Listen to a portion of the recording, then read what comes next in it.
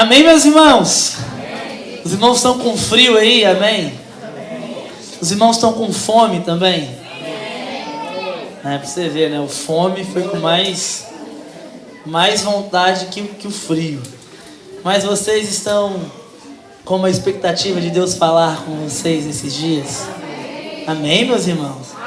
Esse amém foi mais fraco do que o amém da fome e mais fraco que o amém do frio. Então, vou perguntar de novo. Vocês querem ouvir Deus falar com vocês esses dias? Amém. Agora a coisa ficou bonita. Meus irmãos, sejam bem-vindos mais uma vez, aqueles que chegaram agora aí. Que Deus te abençoe, que você seja muito bem recepcionado e sinta-se muito à vontade em nosso meio. Eu quero convidar você a abrir a sua Bíblia em Filipenses capítulo 2, que é o tema do nosso retiro. Qual que é o tema do nosso retiro, meus irmãos? Salvos. E agora? Vamos lá. 1, 2, 3. Salvos e agora? Mais uma vez, vamos lá. Salvos e agora? E agora, meus irmãos? Você é salvo? Se você for salvo, glória a Deus por isso. Nós vamos pensar um pouco sobre o que acontece depois que nós somos salvos. Filipenses capítulo 2, eu quero ler o verso 12 e o 13. Filipenses 2, verso 12 e 13. Todo mundo achou aí? Filipenses 2, verso 12 e 13. Está aparecendo? Não está aparecendo ali não, meus irmãos. Tem que abrir a Bíblia aí, porque ali ainda é só amanhã de manhã. Filipenses 2, verso 12 e 13. Diz assim a palavra de Deus. Assim, pois, amados irmãos, como sempre obedecestes, não só na minha presença, porém muito mais agora na minha ausência, olha o que ele diz agora: desenvolvei a vossa salvação com temor e tremor, porque Deus é quem efetua em vós tanto o querer como realizar, segundo a sua boa vontade. Amém, meus irmãos? Bom, o tema do nosso retiro é salvos e agora? E nós vamos trabalhar justamente essa ideia de desenvolver a nossa salvação. De como que agora eu desenvolvo, eu fui salvo, eu criei em Cristo Jesus, eu recebi uma nova vida, tenho uma vida eterna, mas e agora? O que eu faço? Então a ideia é que nós desenvolvamos esses aspectos ao longo dos dias que nós vamos passar aqui nesse fim de semana.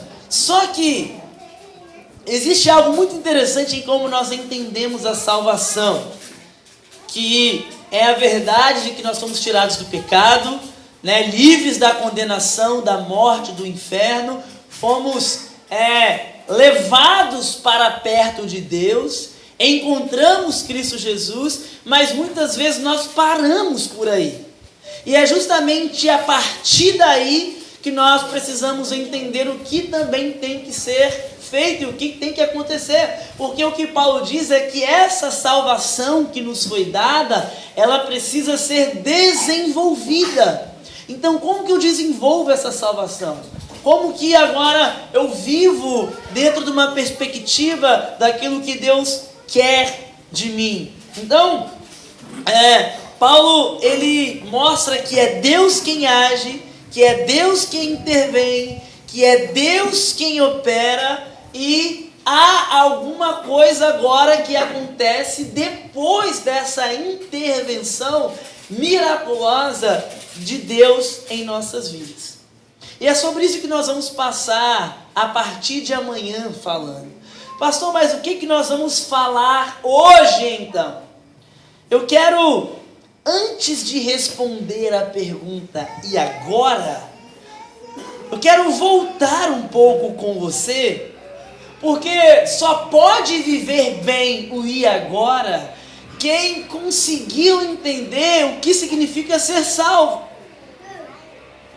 Quem conseguiu entender de fato o que é salvação. Então hoje, eu não vou me estender muito. Na verdade, às vezes a gente nem faz um culto assim no dia da chegada, a gente só recepciona as pessoas e tudo mais. Só que como o nosso retiro já é curto, eu conversei com o pessoal da organização dizendo que eu precisava tratar desse assunto com vocês agora nesta noite. Eu não vou estender muito, mas o meu objetivo aqui é te apresentar a salvação. E você pode pensar, pastor, mas eu já sou salvo. E o que eu digo é, glória a Deus por isso. Então você vai ter a oportunidade, mais uma vez, de se encantar com a beleza da salvação. E não porque eu estou aqui pregando, mas porque eu quero que você olhe para a palavra de Deus e deixe que ela alcance o seu coração e te embasbaque com a beleza, com a glória da salvação que nos é dada em Cristo Jesus. Amém, meus irmãos? Então hoje eu quero falar dessa primeira parte, salvos. É disso que eu quero falar com você. E a partir da manhã nós vamos seguir então, entendendo o que acontece depois que eu fui salvo. E agora, o que acontece? E quando a gente olha para a palavra de Deus, a Bíblia, ela mostra a história da redenção e tudo aponta para Jesus. Então, quando se vai falar de salvação, existem muitos textos que falam sobre isso. Tem várias porções da Bíblia que apresentam o que é a salvação. E hoje eu quero olhar para você, para um desses textos que está em Tito. Tito, capítulo 3. Eu quero que você abra comigo esse texto. Tito é uma carta que Paulo escreve a um homem chamado Tito. E ele vai dar algumas orientações pastorais nessa carta. E aí, dentro dessas orientações pastorais que ele dá, ele apresenta em um trecho o que é a salvação, ou a glória da salvação, ou eu poderia dizer a beleza da salvação. E eu quero olhar para esse texto de Tito e pensar com você na salvação. E pela graça de Deus, pela misericórdia de Deus, eu quero dar o máximo que eu puder para que você possa compreender não só o conceito da salvação, mas que o Espírito de Deus possa alcançar você por meio da palavra e então te fazer entender a beleza, a glória e ter um encantamento com a obra de Deus por meio de Cristo Jesus para nos salvar. Amém, meus irmãos? Amém. Tito, capítulo 3. Eu quero ler com você o verso 3, 4 e 5. Todo mundo achou aí? Amém. Diz assim, na palavra de Deus: pois nós também outrora éramos nécios, desobedientes, desgarrados, escravos de toda sorte de paixões e prazeres, vivendo em malícia e inveja, odiosos e odiando-nos uns aos outros. Quando, porém, se manifestou a benignidade de Deus, nosso Salvador, e o seu amor para com todos, não por obras de justiça praticada por nós, mas segundo a sua misericórdia, Ele nos salvou mediante o lavar regenerador e renovador do Espírito Santo. Amém, meus irmãos? Veja só, perceba como que o texto é construído aqui. Primeiro, ele mostra quem nós éramos. E Paulo não mede as palavras para mostrar quem nós éramos. Ele nos chama de nécios, desobedientes, desgarrados, escravos de toda sorte de paixões e prazeres, vivendo em malícia e inveja, odiosos e odiando-nos uns aos outros. Ou seja, não havia nada em nós que merecesse ser salvo. Não havia nada de bom em mim. E não havia nada de bom em você. E meus irmãos, essas expressões são pesadas, mas se você for olhar outros trechos da palavra de Deus, você vai encontrar expressões tão ou ainda mais pesadas sobre a nossa situação longe de Deus. Vai dizer que você é inimigo. Vai dizer que você é morto. Vai dizer que você é fraco. Vai dizer que você é ímpio. E eu até comentei isso no domingo passado, que o grande problema é que, além de tudo isso que nós somos sem Deus, surge uma outra questão, é que nós somos iludidos. Sabe por quê? porque você não acha que você é isso. Você não acha que você é nécio, desobediente, desgarrado, escravo dos seus prazeres e das suas paixões. Você não acha que você vive cheio de malícia, cheio de inveja, cheio de ódio. Você acha que você é bom. Você não consegue perceber isso porque você está cego. E o momento em que os seus olhos são abertos é justamente nesse momento quando a palavra é pregada. E o Espírito Santo de Deus então age no seu coração e no meu coração. Então, a nossa situação, meus irmãos, ela é uma situação de desespero. É isso que a Bíblia fala para toda a humanidade sem Deus. Mas então, o texto, como eu disse, ele é construído de uma forma muito bela, porque ele tem uma virada no meio dele. Ele tem uma virada no meio dele, porque quando chega no verso 4, ele diz o seguinte: quando, porém, se manifestou a benignidade de Deus. A benignidade de Deus se manifesta sobre nós quando nós estamos nessa situação de escravidão, de inimizade, de desobediência, de prazer mundano, de desgarrado do Senhor. Não foi quando nós melhoramos, não foi quando nós decidimos mudar de vida, não foi quando nós nos tornamos dignos, foi quando Deus decidiu manifestar a sua bondade por meio de Cristo Jesus de forma plena. A salvação, meus irmãos, ela começa única e exclusivamente na pessoa de Deus. O texto deixa isso ainda mais claro quando ele diz: não por obras de justiça praticada por nós. Ou seja, não foi porque você acertou, não foi porque você melhorou, não foi porque você mereceu, mas foi segundo a misericórdia de Deus. Foi graça, foi iniciativa divina, foi o amor que veio ao nosso encontro. E isso aparece o tempo todo nas Escrituras.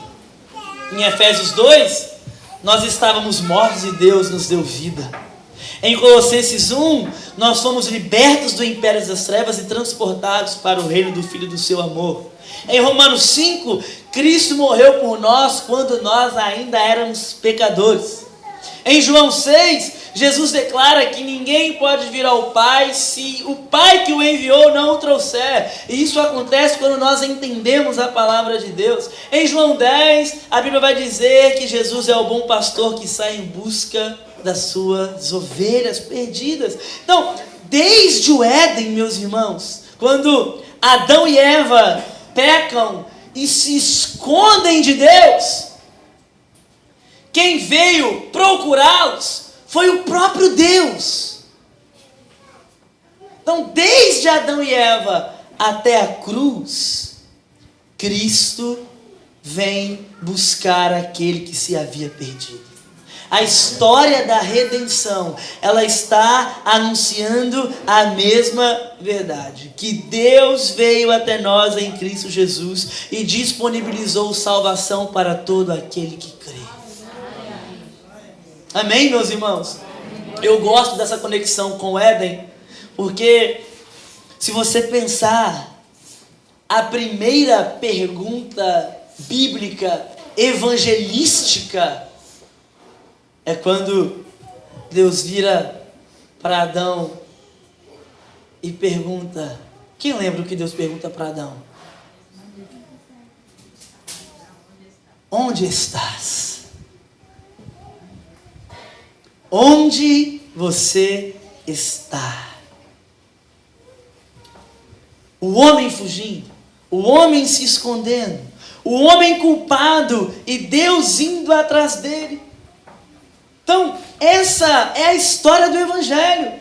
A Bíblia não é a história de homens procurando Deus. A Bíblia é a história de Deus procurando homens. É a história de um Deus que busca, que chama, que resgata, que salva, que reconcilia. Tudo aponta para a verdade de que Deus veio até nós por meio de Cristo Jesus e disponibilizou salvação para todo aquele que nele crê. Então isso muda, ou deveria mudar, a forma como nós enxergamos a vida cristã. Porque não significa que você se salvou, não significa que você se consertou, não significa que você virou alguém melhor e então Deus olhou, bom, já que você está tentando acertar, tentando melhorar, então deixa eu te trazer para perto. Não! Você foi alcançado por meio da graça de Cristo Jesus. Deus te encontrou no seu pior estado e ainda assim Ele decidiu te amar. A sua história com Deus, ela não começa com o seu esforço, ela começa com a graça de Deus. Amém, meus irmãos? Então, depois de tudo isso, e depois de você entender isso, e você crer nisso, então, e você experimentar o que de fato é ser salvo, crer em Jesus, receber uma nova vida, experimentar disso que Paulo fala, esse lavar regenerador e renovador do Espírito Santo. Depois que tudo isso acontece, então, nós podemos fazer a pergunta, e agora? O que eu faço? O que eu faço na igreja? Eu tenho que ir para a igreja ou não tenho que ir para a igreja? Eu tenho que servir ou não tenho que servir? E é aqui que muita gente se perde.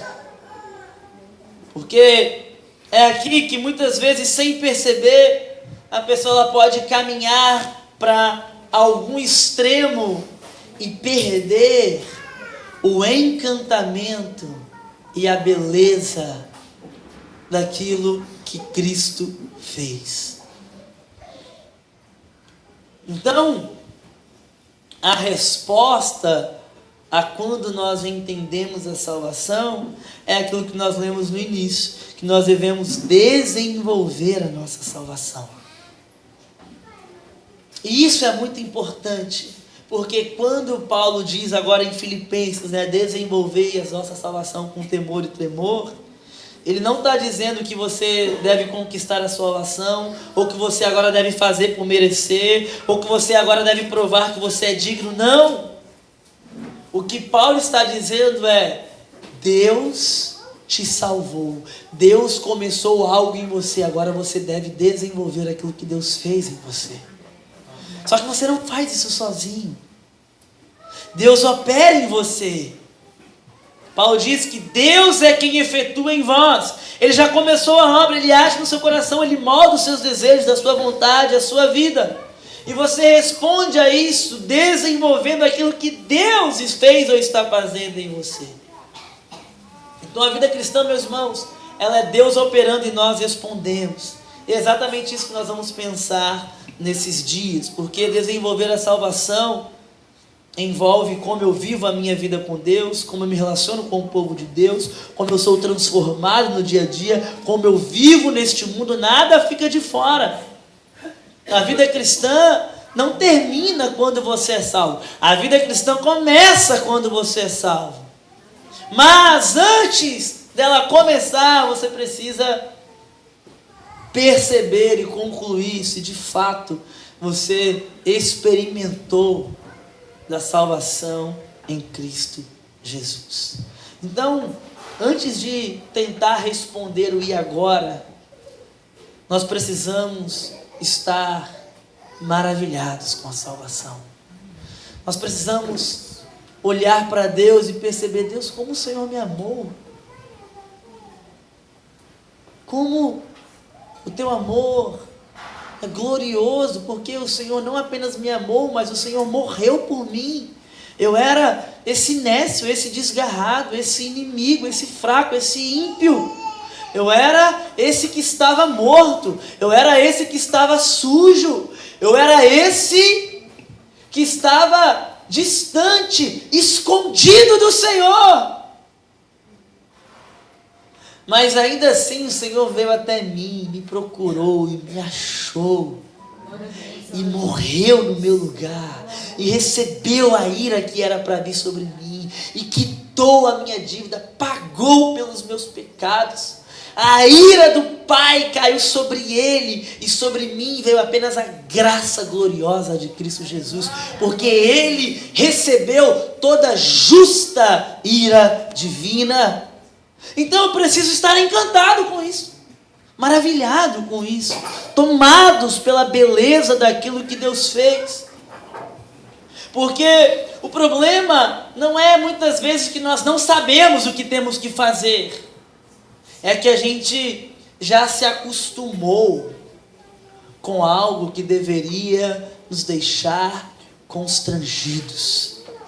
A cruz muitas vezes deixa de impressionar, a graça se torna algo comum, a salvação, ela vira uma espécie de milagre contínuo que talvez não cause mais encantamento em nós. Mas quando você lembra que você estava morto e recebeu vida, que você estava longe e foi trazido para perto, que você estava perdido e foi encontrado, que você estava condenado e foi perdoado, que você não tinha esperança e recebeu uma herança eterna, que você não era povo e agora você pertence ao povo de Deus. Então, quando você começa a novamente pensar nessas coisas, o seu coração se maravilha. E quando o seu coração começa a se maravilhar com Cristo, a obediência e qualquer coisa que nós vamos falar daqui para frente, deixa de ser um peso e passa a ser uma resposta de amor. E quando isso acontece, você não precisa ser empurrado para a vida cristã. Você deseja viver a vida cristã. Essa é a diferença. Às vezes a gente tem que empurrar as pessoas, ou puxar. É porque ela não se encantou, não se embasbacou. Eu sei que você adora essa palavra, Mateus. Toda vez que eu falo ela, você dá esse sorrisinho seu. Então, quando você está pasmado, a vida cristã é desejosa. Então, meus irmãos, nós precisamos começar com: olha aquilo que Deus fez por mim. E é desse lugar, de um coração tomado pela graça, que nasce e agora? E agora? Então é isso que nós vamos pensar nesses dias. Mas nesta noite, aqui e agora, a melhor oração que nós poderíamos fazer é: Deus, me ajude a enxergar a beleza da sua salvação. Mesmo com a barriga vazia. Vocês estão com fome, meus irmãos? Mesmo com esse vento gelado soprando, me ajude a enxergar a beleza da salvação. Não deixe que ela se torne algo comum. Eu queria finalizar apresentando uma espécie de convite, porque talvez você tenha percebido, enquanto eu estava falando, que você ainda não experimentou completamente dessa salvação. Talvez você conhece as histórias, vem à igreja, veio a retiro, porque alguém te chamou, porque alguém te convidou, porque você quer entender um pouco melhor das coisas, você queria estar aqui nesse final de semana, eu não sei. Mas talvez você precise pensar sobre isso. A salvação apresentada, ela não é uma lembrança do passado, ela não é uma experiência reservada para algumas pessoas. Ela não é algo distante. Ela é um convite vivo do Evangelho. O mesmo Cristo que perdoou pecadores, que deu vida aos mortos, que reconcilia inimigos, que traz aqueles que estavam longe para perto, Ele continua fazendo isso hoje, aqui e agora, a todo aquele que crê de todo o coração. A resposta que a Bíblia nos dá não é tentar merecer a salvação. não é tentar melhorar a vida, não é tentar consertar as coisas, não é tentar abandonar os pecados para depois vir, não. O convite das Escrituras é confiar em Cristo, é se render a Ele, é crer que aquilo que Ele fez na cruz, e não apenas na cruz, mas a sua obra completa, é suficiente para me salvar, me dar uma vida e me tirar desse lugar de perdição.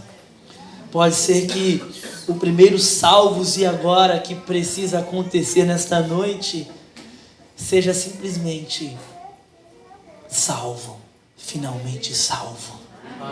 Amém, meus irmãos? Ou então apenas um novo encanto com a beleza e com a graça e com a salvação de Deus. Amém, meus irmãos? Curve a sua cabeça, feche os seus olhos, eu quero orar nesta noite. Senhor Jesus, eu quero te agradecer por tão grande salvação. Eu quero clamar para que o Senhor me faça enxergar novamente a beleza da salvação em Cristo Jesus. Não deixe que isso se torne algo comum em minha vida, em minha mente, em meu coração. Não deixe que eu me acostume com a gloriosa obra redentora. Não deixe que isso seja apenas mais uma informação verdadeira da minha vida. Que eu possa ser tomado por esta verdade. Não apenas eu, mas cada um que está aqui nesta noite possa estar encantado, abismado, pasmado, maravilhado com a salvação de Cristo Jesus. Obrigado por esta noite. Quero clamar para que esses dias sejam dias de profundo conhecimento e revelação da Tua Palavra, e que nós possamos também experimentar de uma gloriosa comunhão e edificação no meio do corpo de Cristo. Essa é apenas a primeira noite, esse é apenas o primeiro culto, essa é apenas uma recepção que o Senhor preparou para nós. Mais uma vez, termos o privilégio de pensar um pouquinho na glória e na beleza da Tua salvação. Obrigado, Jesus, obrigado. Nós oramos em Teu nome. Amém. Amém, meus irmãos? Amém. Sejam bem-vindos mais uma vez ao primeiro Retiro Logos Jacaraípe. Barulho, glória a Deus, aleluia. Calma aí. Nem dá.